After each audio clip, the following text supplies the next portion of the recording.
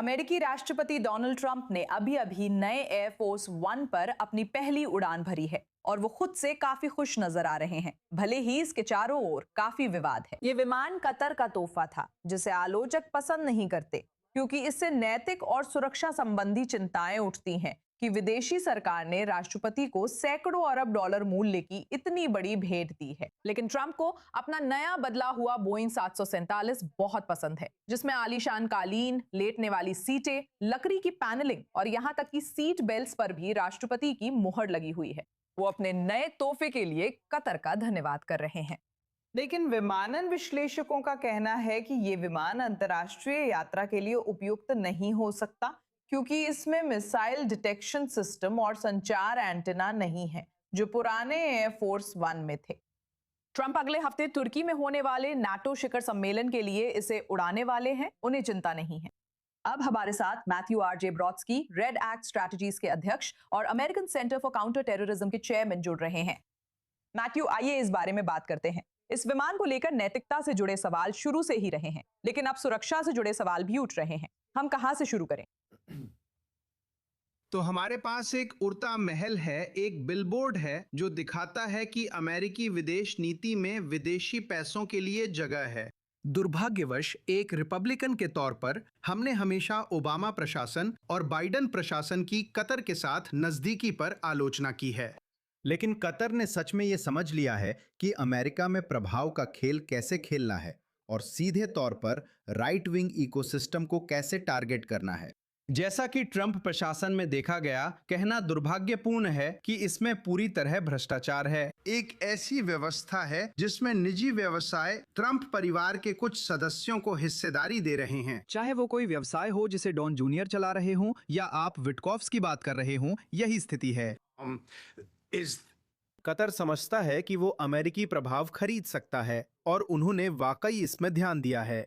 और ये अरबों डॉलर से अलग है जो उन्होंने अमेरिका की यूनिवर्सिटीज पर खर्च किए, जिससे 7 अक्टूबर के बाद जैसी विरोध प्रदर्शन की लहरें आईं। ये बहुत बड़ी गंभीर समस्या है और मुझे लगता है कि ज्यादातर समझदार अमेरिकी ये महसूस करेंगे कि हमें जल्द ही व्हाइट हाउस में ऐसी पार्टी की जरूरत है जिसे कतर और दूसरे विदेशी हितों ने पूरी तरह से नहीं खरीदा हो। सही है, हम बाद में विस्तार से चर्चा करेंगे, लेकिन मैं कहना चाहती हूं कि कतर एक ही समय में ट्रंप को एयरफोर्स वन गिफ्ट कर रहा है, अमेरिका ईरान शांति वार्ता में मध्यस्थता कर रहा है और हमास नेताओं की मेजबानी भी कर रहा है। वॉशिंगटन और दोहा के रिश्ते के बारे में इससे क्या पता चलता है जब ये सब एक साथ हो रहा है और अमेरिकी राष्ट्रपति कतर के जेट में घूम रहे हैं?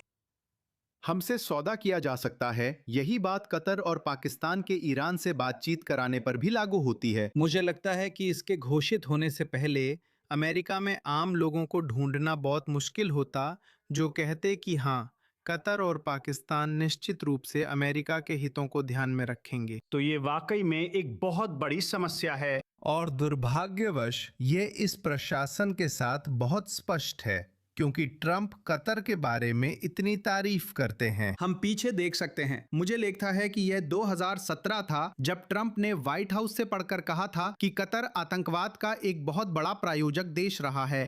लेकिन आप देख सकते हैं कि वो इसे तैयार बयान से पढ़ रहे थे जिसे आमतौर पर हमारे सरकारी विभाग राष्ट्रपति के लिए बनाते हैं। अब हम देख सकते हैं कि वह सच में क्या महसूस करते हैं। ये वही प्रशंसात्मक टिप्पणियां हैं जो उन्होंने विमान मिलने के बाद से कतर और पाकिस्तान के बारे में की हैं। लेकिन उससे भी पहले यह तुलना में चौंकाने वाला है कि उन्होंने एक असली युद्धकालीन सहयोगी जैसे इजराइल के साथ कैसा व्यवहार किया है, जिसे हम में से कई लोग मानते हैं कि उन्होंने मूल रूप से उसकी पीठ में छुरा घोंपा है। सही है, मैं और बात करना चाहती हूँ, लेकिन पहले इसे समझ लेते हैं। वॉल स्ट्रीट जर्नल की नई रिपोर्ट के मुताबिक अमेरिकी राष्ट्रपति डोनाल्ड ट्रंप ने पिछले साल खाड़ी देशों से करीब $300 मिलियन कमाए। उन्होंने पैसा कमाने का तरीका कई गंभीर सवाल उठाता है। मैथ्यू, बने रहिए, हम जल्द लौटेंगे। $263 मिलियन उन्हें वर्ल्ड लिबर्टी फाइनेंशियल नाम के एक क्रिप्टो उद्यम में अपनी हिस्सेदारी का आधा यूएई के एक शीर्ष शाही सदस्य द्वारा समर्थित इकाई को बेचने से मिले।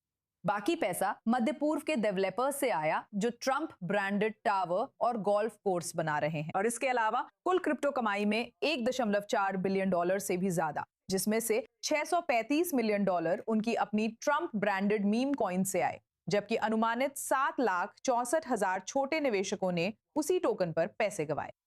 ये वही खाड़ी देश हैं जिनसे ट्रंप शांति समझौते की बात कर रहे हैं, उनके आसपास युद्ध छेड़ रहे हैं और राष्ट्रपति विमान ले रहे हैं। व्हाइट हाउस ने कहा कि यहाँ कोई हितों का टकराव नहीं है।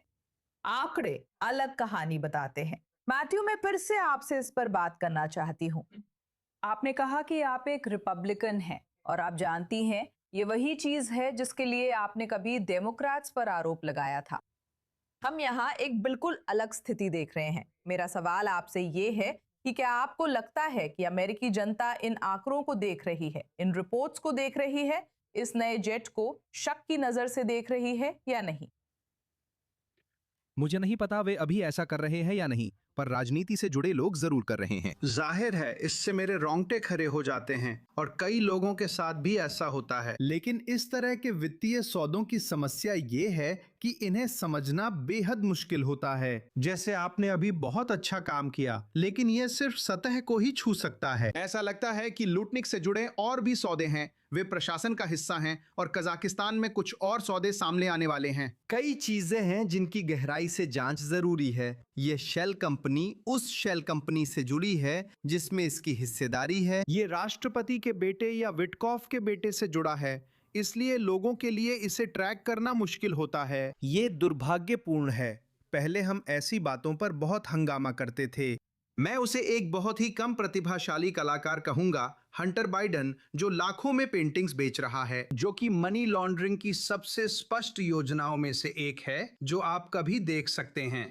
जो कुछ हम देख रहे हैं उसकी तुलना में वो कुछ भी नहीं है, खासकर जब खाड़ी के शासकों के पास इतनी बड़ी रकम है और वे प्रभाव खरीदने के लिए तैयार हैं। अब हम कतर के साथ भी देख रहे हैं कि अमेरिका एर्दोगन को लाभ पहुंचा रहा है, जबकि वह इजराइल पर आक्रमण करने की धमकी दे रहा है और रूसी सैन्य संसाधनों को अब भी ठिकाना दे रहा है। ये वास्तव में एक गलत संदेश भेज रहा है। काश अमेरिकी इस पर ज्यादा ध्यान देते, क्योंकि एक पुरानी कहावत है जो हर कोई जानता है, पैसे का पीछा करो। खैर, यहाँ आप पैसे का पीछा कर सकते हैं। इसमें समय लग सकता है, लेकिन इसका सिरा विदेशी ताकतों और विरोधियों तक पहुंचता है जिनके हित हमारे पक्ष में नहीं हैं। ठीक है मैथ्यू ब्रॉड्स्की, ये बहुत ही ज्ञानवर्धक बातचीत थी मुझे लगता है जो अभी हुई। हमारे साथ जुड़ने के लिए आपका बहुत बहुत धन्यवाद। अगर हमारे पास और समय होता तो हम इसे निश्चित रूप से जारी रख सकते थे।